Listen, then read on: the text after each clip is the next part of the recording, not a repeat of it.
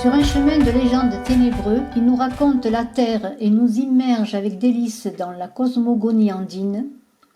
Le carnaval de Oruro en Bolivie a invité le diable de l'ombre, pendant de la lumière, nécessaire dans l'équilibre qu'il nous appartient de trouver et de conserver en nous.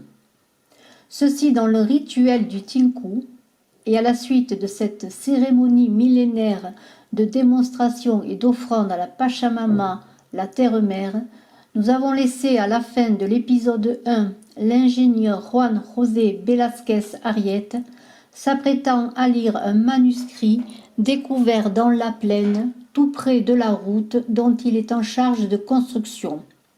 Mythicole, il était une fois Yaguarpampa, terre de sang. Épisode 2, El manuscrito de Yaguarpampa, le manuscrit de Yaguarpampa. Après avoir réfléchi profondément sur tout ce qui m'était arrivé ces derniers mois, ainsi que sur ma mort imminente, je décidai de traduire ces événements inhabituels sur papier, ceci pour faire un vrai témoignage de mon existence, comme sur les hommes disparus, sur ma famille, mais aussi pour dire la rencontre avec les terres maudites de Yaguarpampa, les terres dont je n'espère plus sortir en vie. Voici l'histoire de ces malédictions et de la tragédie de son peuple que je partage à cause de ma foutue curiosité. Je souhaite seulement que ces écrits soient découverts et qu'ils ne soient pas considérés comme les divagations d'un fou, mais comme la preuve de l'existence du surnaturel, et j'espère pouvoir raconter à tous comment ils ont vraiment eu lieu. Le faire avant de mourir, avant que la nuit éternelle ne me prenne.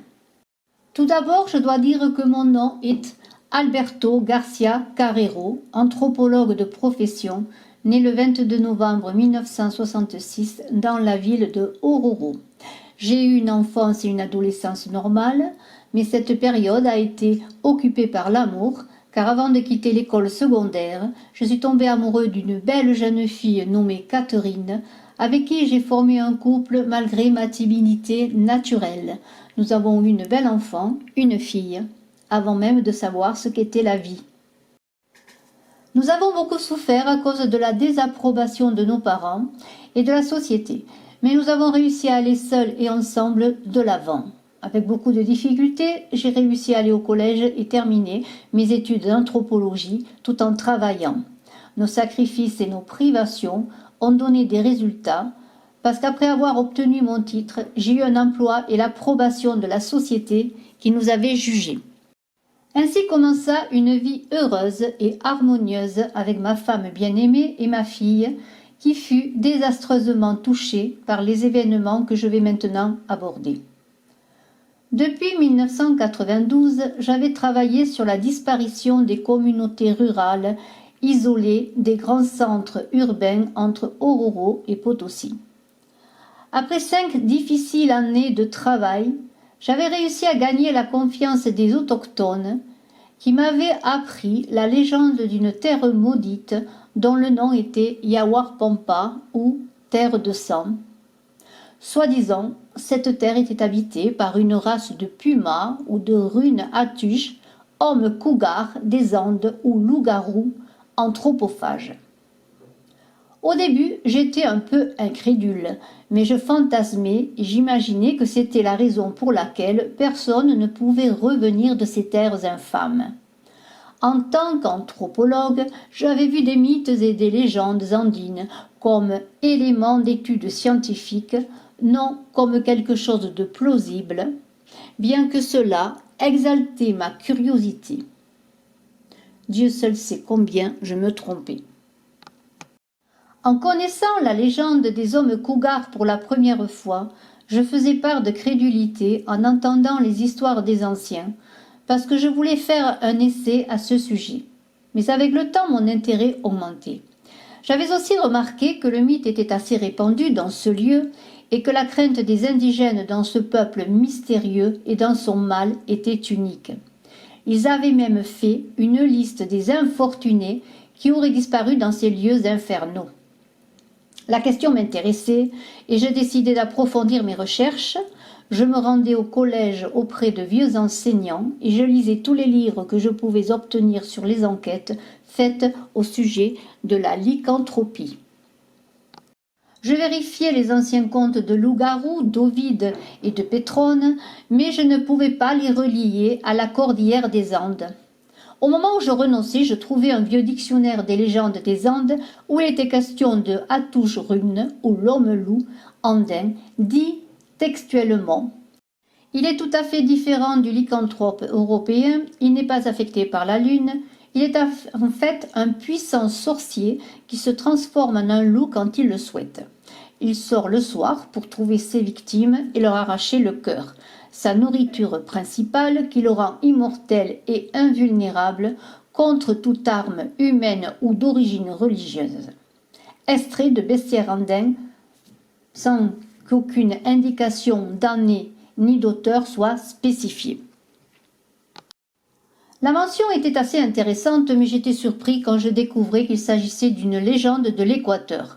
Je ne pouvais pas imaginer qu'un tel mythe puisse concerner des communautés isolées de la Bolivie. Le mystère s'agrandissait et la curiosité était vraiment insupportable. Je retournais dans la région dans l'espoir d'obtenir plus d'informations. Mais les gens étaient très réticents à parler. J'interrogeais sur l'emplacement exact du lieu et des personnes me répondaient que c'était un endroit perdu dans le temps et l'espace et me disaient que de chercher était ma perte certaine. Maintenant, je sais à quel point ils avaient raison de ces avertissements. Après que l'on m'ait indiqué la direction d'un Yatari, espèce de chaman des Andes, qui pouvait me dire plus à ce sujet, j'allais le consulter immédiatement. J'arrivai à sa maison, à la périphérie de la ville, et je frappai à la porte qui sembla s'ouvrir immédiatement sans intervention humaine.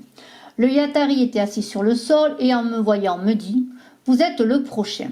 Il m'invita à venir dans sa hutte, étendit un awayo, un textile coloré typique des peuples des Andes, sur son chupsa, une bourse avec cordon. J'observais les formes chaotiques de l'automne qui m'attiraient, et il me dit que mon destin était scellé à cause de ma curiosité. Tambine dit que je trouverais les terres maudites de Yawarpampa, que seul je devais marcher autour du lieu pour rencontrer le sauveur qui m'apporterait le signe de ma ruine. Je ne pouvais pas comprendre ces paroles, mais quand je n'en pouvais plus de l'entendre, il me renvoya à ma destinée pour me faire taire en me disant de partir accomplir mon destin. Sans autre explication majeure et sans réponse, je retournai à Oruro. Je sentais que la conversation avec le chaman avait été une perte de temps. Je décidai donc de prendre les choses en main et je dessinai une carte de l'endroit où pouvait se trouver Yawarpampa.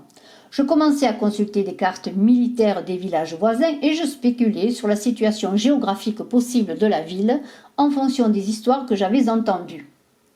Malheureusement, il n'était pas possible qu'un tel lieu mentionné dans les légendes existe, car toutes les terres étaient contenues et connues et bien cartographiées. Cependant, il y avait une région semi-désertique entre deux communautés qui avaient été négligées pour la culture et qui n'avaient aucune ville voisine en raison principalement de la stérilité de la terre. Je décidai de faire une excursion sur la terre plus par curiosité que dans l'espoir de trouver quelque chose, parce que les lieux étaient très fréquentés. Il était évident que rien ne pouvait être trouvé dans un tel endroit. Je pris mon sac chargé d'une boussole, d'une tente, d'un sac de couchage, d'un livre, d'un peu de nourriture et de matériel d'écriture pour mes notes. Je montai à bord d'un camion et au bout de 2 heures, j'arrivais à la ville la plus proche des sites légendaires. De là, j'avais prévu de marcher pour me rendre dans les autres. Non loin du village, j'entendis une voix qui m'appelait. Je vis dans un tournant une jeune fille qui me suppliait de ne pas aller à Yawarpampa parce que c'était un voyage très dangereux. J'étais intriguée de savoir comment la jeune fille savait mes intentions et je voulais le lui demander. Je pensais que l'événement étrange était dû à la distance qui me séparait de la femme et à cause de la poussière. Je ne m'inquiétais pas beaucoup parce que je pensais qu'elle était entrée dans une maison avant que je ne puisse la voir. Mon désir de trouver les personnes m'empêchait de remarquer à quel point l'événement était étrange. L'avertissement des gens et le ciel un peu nuageux, Un vent insistant qui soulevait la poussière m'empêchait de voir l'horizon. Pendant un moment, je pensais que ce serait préférable de reporter l'excursion lorsque le temps s'améliorerait. Ce dont je me suis souvenu plus tard. Le temps se préparait à la pluie. Ainsi, je me mis à débuter une randonnée de 2 heures jusqu'au prochain village. Je mettais rapidement en place la tente et m'allongeais sur le sac de couchage en attendant que la pluie cesse. Mais la pluie ne cessait pas. J'attendais donc jusqu'à la nuit et décidai de dormir et de retourner en ville le lendemain matin. Lorsque le jour se leva, le soleil brillait comme jamais avant et j'exultais. Je mangeais quelques biscuits, je buvais un peu d'eau et je désarmais mon camp de fortune, prêt à me mettre en marche. Le ciel apparut d'un bleu immaculé et la terre semblait être prospère.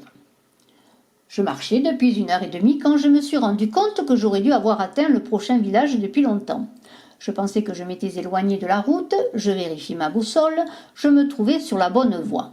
Je continuais à marcher dans la direction du peuple supposé sans jamais l'atteindre.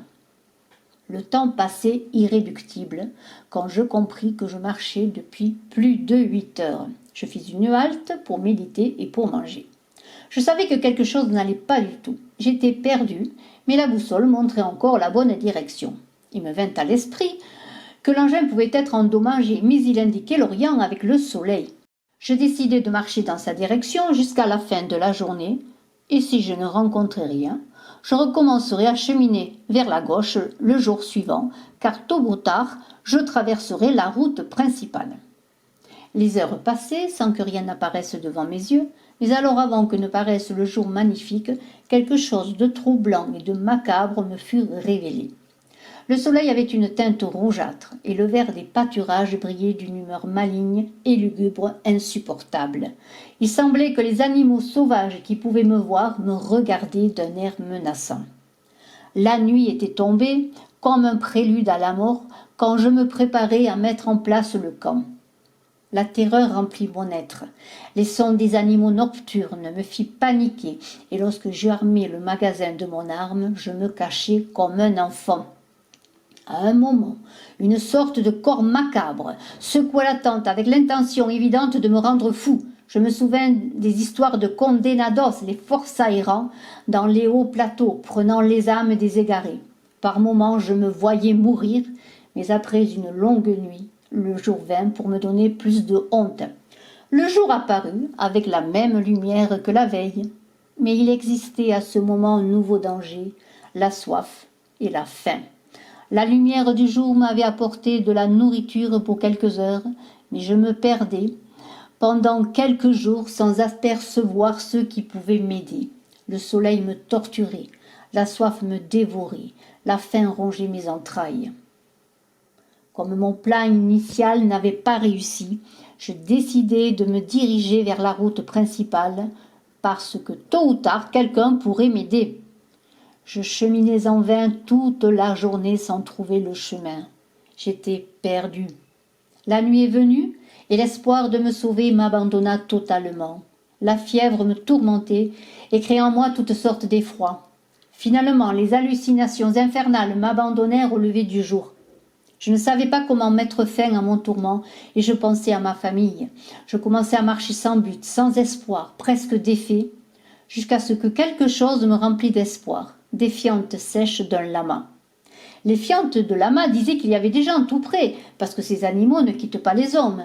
Je cherchais avec avidité d'autres excréments, me croyant l'homme le plus heureux du monde. Je marchais dans la direction en les suivant et rapidement en trouvais d'autres. J'avais la certitude de trouver un village ou une hacienda. Tout à coup, je vis à distance un animal. Je courus de bonne heure vers lui comme un fou, jusqu'à ce que la réalité me pétrifia sur place. L'animal que j'avais suivi était étendu sur le sol, mort. À ce moment, je perdis tout espoir et je me laissai tomber sur les genoux. Des larmes coulaient de mes yeux en voyant les orbites du crâne vide, les mouches qui volaient autour, et la puanteur était insupportable.